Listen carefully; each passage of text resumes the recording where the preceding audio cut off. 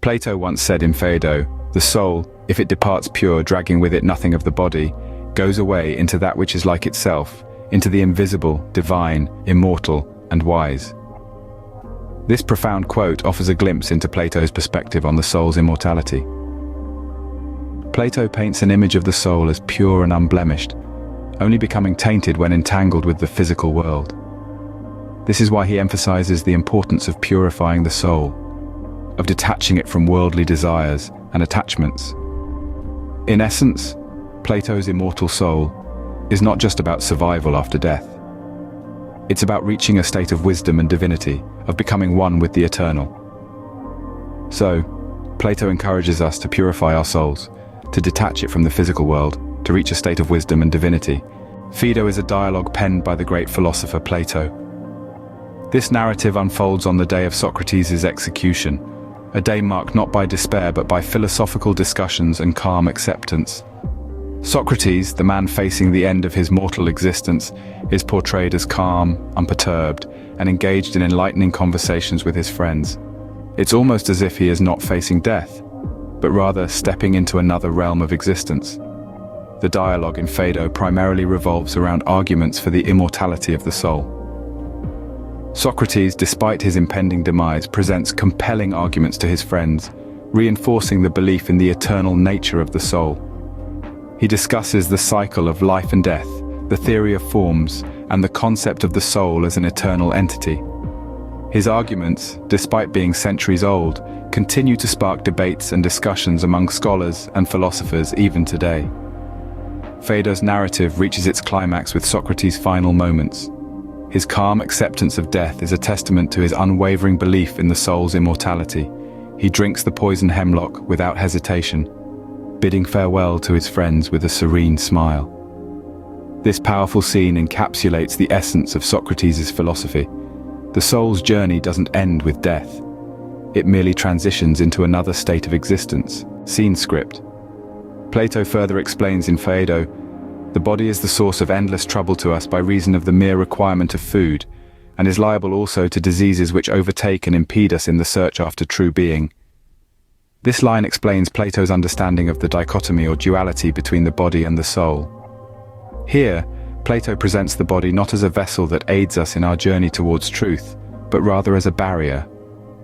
The body, with its primal needs for sustenance and its susceptibility to illness, creates a myriad of distractions that Plato believes deter our souls from their pursuit of knowledge and truth. Just imagine, every moment spent on addressing the needs of the body is a moment lost in the grand quest for understanding the true essence of existence.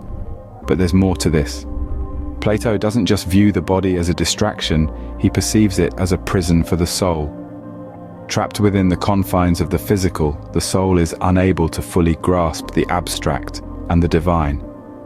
This is why Plato champions the concept of philosophy as a means of liberating the soul from the chains of the physical.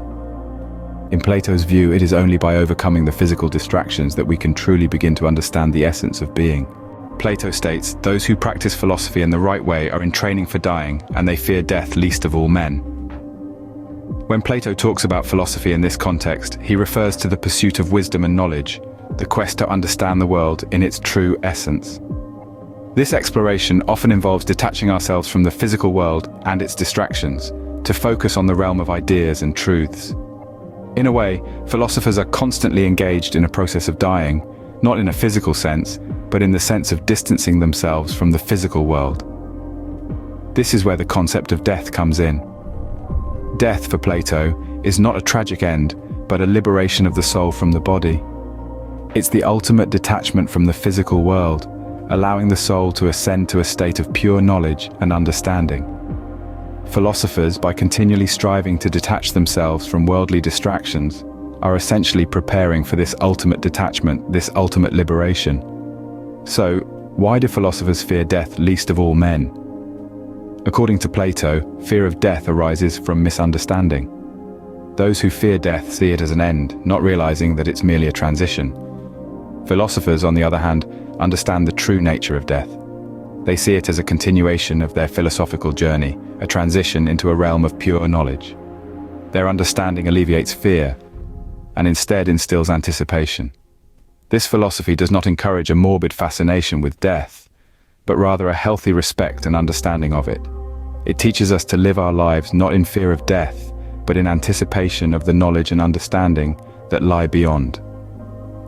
For Plato, a true philosopher does not fear death, but rather sees it as a transition into a state of pure knowledge and understanding. In the words of Plato, no evil can happen to a good man, either in life or after death. We've delved into the rich tapestry of Phaedo, exploring the immortal soul, the intricate dichotomy of body and soul, and how philosophy serves as a preparation for death. These themes, interwoven with Plato's wisdom, cast new light on our understanding of life and beyond. As we journey through life, Plato's Phaedo offers us a guide, reminding us of the immortality of the soul, the distractions of the body, and the ultimate goal of philosophy, to understand and embrace death.